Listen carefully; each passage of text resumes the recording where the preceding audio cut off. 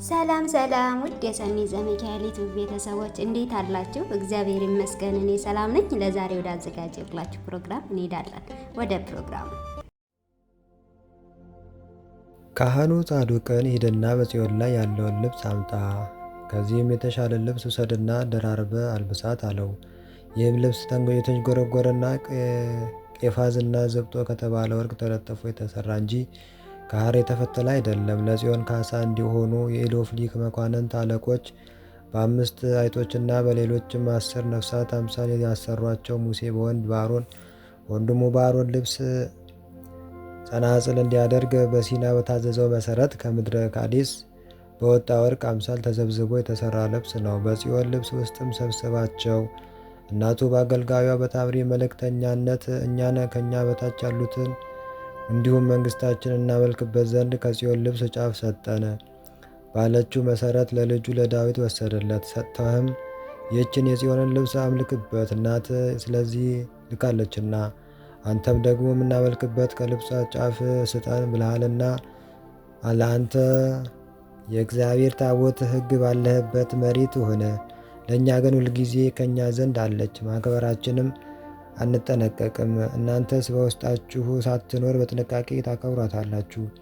እግዚአብሔር ካህኑ ኤሊን በነቢዩ በሳሙኤል አፍ አንተና የአባት ቤት የሕጌን ታቦት ታጥኑ ዘንድ በፊቴ ለዘላለም እንድትኖሩ ፈቀድኩ አለው። በመሥዋዕቴ ላይ መታወርን ታውራለህና ከኔም ይልቅ ልጆችህን ወዳለና እነሆ ፊቴን ከአንተ እመልስ ዘንድ ተጸጸትኩ። አሁንም ያከበረኝን አከብረዋለሁ፣ ያቃለለኝንም አቃልለዋለሁና ዘርህን ሁሉ እሽረዋለሁ አለው። ይህንንም ያለ ሌዋውያን ስላቃለሉት ነው። እነሆ የጽዮንን ልብስ ሞጣየት ውሰድ፣ በጽዮንም ፈንታ ይሁንልህ፣ በድንኳንም አስቀምጠው። ስትምልና ስታስምል የአሕዛብን አማልክት ስም እንዳትጠራ አስምልባት። ስትሰዋም ወደ እኛ ዙረ ወደ ቅድስት ጽዮን ኢየሩሳሌም አንጻር ሰዋ። ስትጸልይም ወደ ኢየሩሳሌም ዙረ ጸልይ፣ ለእኛም ጸልይልን አለው። ካህኑ ጻድቁም ሄደ፣ የጽዮንን ልብስ ሰጠው። የሰሎሞንንም ነገር ሁሉ አዘዘው። የሰሎሞንም ልጅ ዳዊት ስለዚህ ተደሰተ፣ እጅግም አደነቀ። የእግዚአብሔርን ታቦት ሕግ በማመን ይህች እመቤቴ ትሁን አለ። አዛርያስም በአባቴ ፊት በልብሱ ተደሰትክን? ይልቁንስ በልብሱ እመቤት እንዴት በተደሰትክ አለው። አባቱም በእውነት በልብሱ እመቤት ይበልጥ በተደሰተ፣ ለሁላችንም በተገዛ አገሩም ባልሄደ አለው። እንደገናም ንጉሡን ለዚህ ለልጄ ለትንቢቱና ለአደራው በዘመኑ ሁሉ ለሱና ከሱ በኋላም ለዘሩ ይማጸንባት ዘንድ ይህንን የእመቤቴን ዕቃ ትሰጠው ዘንድ አስራትና በመንግስትም ውስጥም ጉልበት ትሰጠው ዘንድ ቃል ኪዳን ግባልኝ አለው። ለአንተና ለአንተም በኋላ ለዘርህ ካህን ባለ ራእይ ነቢይ መምህርና ለልጅህና ለልጅ ልጆችህም ቅባ መንግስት የሚቀባ ይሆን ዘንድ እሱም እሺ አለ። ቃል ኪዳንም ገቡ። ከአባቱም ሞጣይቱንና የጽዮንን ልብስ የወርቅ ሽልማቱን የአንገት ዶቃን ተቀበለ። የሄዱም ዘንድ ሰረገላዎች፣ ፈረሰኞችና በቅሎች ጫኑ። መንገዳቸውንም ተዘጋጀ። ከዚህም በኋላ መልአኩ ቅዱስ ሚካኤል በፊታቸው እየሄደ መንገዳቸውን ጀመሩ። በባህሩም ላይ ክንፉን ዘርግቶ እንደ የብስ አድርጎ አስኬዳቸው። በየብሱም ደመናውን ሰንጥቆ ከፀሐይ ትኩሳት ጋርዶ ሰወራቸው። ሰረገላቸውንም የሚስበው አልነበረም። ራሱ ከምድር አንድ ሰረገላቸውንም 1 ክንድ ያህል ከፍ ብሎ በሰረገላ ይሄዳል እንጂ ሰዎችም ቢሆኑ ፈረሰኞችም ቢሆኑ በቅሎችም ቢሆኑ የግብር ባለስራዎችም ቢሆኑ ከተጫኑበት ሁሉ 1 ስንዝር ያህል ከፍ ይሉ ነበር። የተጫነውም ማናቸውም ቁሳቁስ የሚጫነውም ሁሉ የሰው ስንዝር ያህል ከፍ ይሉ ነበር። እሳትም የሰው ስንዝርም ያህል ከፍ ይሉ ነበር።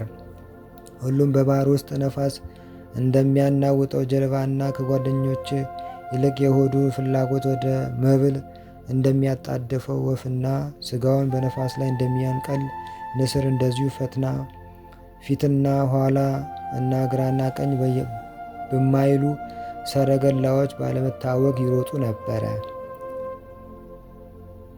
ያደሩባትም ጋዛ ንጉሥ ሰለሞን ወደ እሱ ይሮጡ ነበር። ያደሩበት ጋዛ ንጉሥ ሰለሞን ወደ እሱ ስትመጣ ለኢትዮጵያስ ንግሥት የሰጣት የንጉሥ እናት አገር ነበር። ከዚያም ምስሪን ከተባለው የግብፅ አገር በአንድ ቀን ደረሱ። የእስራኤል ኃያላንም ልጆች የእስራኤል 3 ቀናትን መንገድ በአንድ ቀን እንደደረሱ እንዳልደከሙና እንዳልተጠሙ ሰዎቹም ቢሆኑ እንስሳቱም ቢሆኑ ሁሉም እንደተጠገቡና እንደጠጡ ሆነው ባዩ ጊዜ እነዚህ የኃያላን ልጆች እንደሆኑና ይህች ከእግዚአብሔር ዘንድ እንደሆነች አወቁ። ንጉሳቸውንም ሰረገላችንን እናወርድ፣ ከኢትዮጵያ ወንዝ ደርሰናል። ይህች ከኢትዮጵያ የወረደችው የግብፅ ወንዝ የምታጠጣ ተከዜ ናት አሉ። ሰረገላቸውንም አወረዱ፣ ድንኳኖቻቸውንም ተከሉ፣ ወታደሮቻቸውንም በህብረት አሕዛብን ሁሉ ሰደዱ። ንጉሳቸውንም መታገስ ትችል እንደሆኑ ሚስጥር እንንገርህ አሉት። እሱም አሁን እችላለሁ፣ እስከ ዕለተ ሞቴም አላወጣም አልናገርም አላቸው። እነሱም ፀሐይ ከሰማይ ወረደች፣ በሲናም ለእስራኤል ተሰጠች። ከሙሴ እስከ ዘር ድረስ ለአዳም ዘር ሁሉ መድኃኒት ሆነች። እነሆ በእግዚአብሔር ፈቃድ በአንተ ዘንድ ናት። ይህም በእግዚአብሔር ፈቃድ እንጂ ከኛ የተደረገ አይደለም። በጥበበኛዋና በሰሪዋ ፈቃድ እንደዚህ ሆነ እንጂ ከኛ የተደረገ አይደለም። እኛ ፈቀደን፣ እግዚአብሔር ፈጸመ። እኛ ተስማማን፣ እግዚአብሔር አሳመረልን። እኛ ተናገርን፣ እግዚአብሔር ሰራ። እኛ አሰብን፣ እግዚአብሔር መከረ። እኛ አልን፣ እግዚአብሔር ወደደ። እኛ አመለከትን፣ እግዚአብሔር አቀናው። እኛ አሰብን፣ እግዚአብሔር ግን እውነት አደረገው። እነሆ ዛሬም እግዚአብሔር አንተን መረጠ፣ አገርንም ወደደ። ይኸውም ለእግዚአብሔር ታቦት ሕግ ለቅድስቲቱ ለሰማያዊቷ ጽዮን አገልጋይ ትሆን ዘንድ ነው። የአምላክን የእግዚአብሔር ፈቃድ ብታደርግ ትእዛዙን ብትጠብቅ እሷ እስከ ዘላለም ለአንተና ከአንተም በኋላ ለዘርህ መሪ ትሁን። አንተም ብትሻ እሷ ለመመለስ አትችልም፣ አባትን ቢሻ ሊወስዳት አይችልም። እሷ ራሷ ወደምትሻበት ትሄዳለችና ካልወደደችም ከመንበሯ አትነሳም። እነሆ እሷ የምንማጠንባት እናታችን፣ መድኃኒታችን፣ መጠጊያችን፣ መማጠኛችን፣ ክብራችንና የመድኃኒታችን መልሕቅ ናት አሉ። አዛርያስም ኤልያምያኖስን ጠቀሰውና ንጉሳችን ያያት ዘንድ እመቤታችንን አሳምራት አልብሳትም አለው። አዛርያስም ይህንን በተናገረ ጊዜ ንጉሥ ዳዊት ደነገጠ። ሁለቱን እጆቹን በልቡ ላይ አስቀመጠ፣ 3 ጊዜም ተነፈሰ። በሰማይ የምትኖር ንጽሕት ቤት ማለትም ቅድስቲቱንና ሰማያዊቷን ጽዮንን አይ ዘንድ እኛን የተጠላንና የተናቀን ሕዝቦችን በእውነት በቸርነት ታስበናለህን? እግዚአብሔርም ስለሰራልን መልካም ሥራ ሁሉ ምን እንከፍለዋለን? በምድር ምስጋናውን እናውቅና ለልዕልናም እንሰግድ ዘንድ ለበሱ ዘንድ ኢምንት ሳለን በጸጋው ክብርና ምስጋናን አለበሰን። ለምርጦቹ ቸር ነውና እስከ ዘላለሙ ምስጋና ለሱ ይሁን አለ። ንጉሡም አያቱ ዳዊትን በእግዚአብሔር ታቦት ሕግ ፊት እንደተደሰተ እንደ በግ ግልገልና የእናቱን ጡት እንደጠገበ ጥጃ እየዘለለ ተነሳ። በእግሩም አሸበሸበ፣ በልቡም ተደሰተ፣ በአፉም እልል አለ። በኢትዮጵያ ንጉሥ ከተማ ምን ያህል ደስታ እንደነበረ ምን እላለሁ፣ አንዱ ለሌላው ይነግረዋል። ሁሉም እንደ ላም ጥጃ ይዘላሉ፣ እጃቸውንም ያጨበጭባሉ፣ ያደንቃሉ፣ እጃቸውንም ወደ ሰማይ ይዘረጋሉ፣ በፊታቸውም ተደፍተው ይሰግዳሉ፣ በልባቸውም እግዚአብሔርን ያመሰግኑታል። ንጉሡም ገብቶ ከፊቷ ቆሞ ተሳለማት፣ ሰገደላትም። አቤቱ የእስራኤል አምላክ ሆይ የራስህን ፈቃድ እንጂ የሰውን ፈቃድ አታደርግምና ለአንተ ምስጋና ይገባል። ጥበቡን ታስረሳዋለህ፣ መካሪውንም ምክርን ትሸሽግበታለህ። ችግረኛውንም ከማጥ ታወጣዋለህ፣ የእግሩንም ሰኮና በጸና አለት ላይ ታቆማቸዋለህ። አንተን ለሚወዱ የክብር ጽዋ፣ ለሚጠሉም የሐሳር ጽዋ በእጅ ሙሉ ነውና። ለእኛስ መድኃኒታችን ከጽዮን ይወጣል፣ ኃጢአትንም ከሕዝቡ ያስወግዳል። በዓለም ሁሉ በጎነት ይፈሳል። እኛም ደግሞ የእጁ ሥራዎች ነንና እንደ ሕዝቡ እንደ እስራኤልም ከወደደን ማንን ይነቅፈዋል? ከወደደን ማን ይነቅፈዋል? ወደ ሰማያት ማለትም ወደ መቀመጫውን ቢያወጣንስ ማን ይከለክለዋል? ሞትና ሕይወት ከሱ ዘንድ ናቸው፣ ክብርና ሐሳርም በእጁ ናቸው።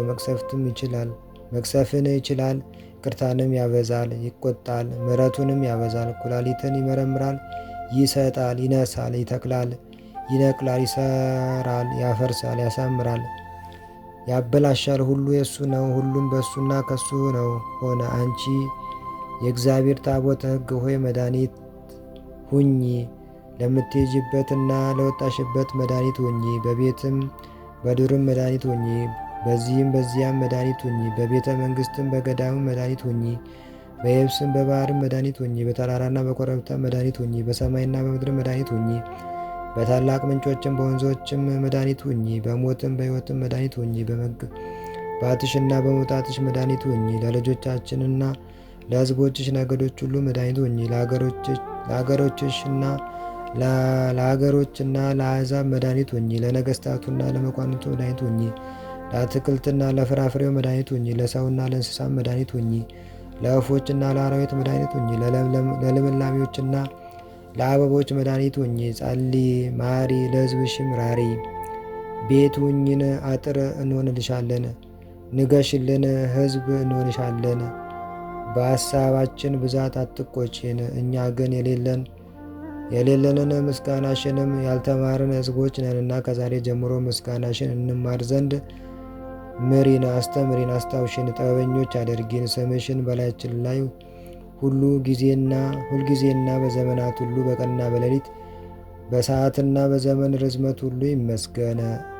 እንገዛልሽ ዘንድ ኃይልን ስጭን። ጽዮን ሆይ ተነሽ፣ ኃይልንም ልበሺ። ጠላቶችሽንም ድል ንሻቸው፣ ለነገሥታቶችሽም ጽናትን ስጪ። አንቺን የሚጠሉሽን አሳፍሪያቸው፣ የሚወዱሽንም አስደስቻቸው። ከዚህ በኋላ ዞራት፣ እነሆ ጽዮን፣ እነሆ መድኃኒት፣ እነሆ አስደሳች፣ እነሆ እንደ ፀሐይ የበራች፣ እነሆ በምስጋና እንደ ሙሽራ የተሸለመች ከእግዚአብሔር ዘንድ በሆነ ክብርና ምስጋና እንጂ በሚታይና በኃላፊ ልብስ የተሸለመች አይደለች አለ። የሚያስተውል ሁሉ መልካም አደረጉ፣ የማያስተውል ደግ አላደረጉም። የሚያከብሩ መልካም አደረጉ፣ የሚንቁ ግን ደግ አላደረጉም። የሚወዱ መልካም አደረጉ፣ የሚጠሉ ግን ደግ አላደረጉም። የሚቀርቡ መልካም አደረጉ፣ የሚርቁ ግን ደግ አላደረጉም። እንቀርብሻለን፣ አትራቂ፣ እንመረኮዝሻለን፣ አታድጭን። ወደ አንቺ እንጮሃለን፣ ወደ አንቺ በለመነው ሁሉ ነገራችን ስሚ። ጌታ እስኪመጣና በላይሽ ላይ እስኪነግስ ድረስ ከእኛ መሸሽን አትፍቀጂ።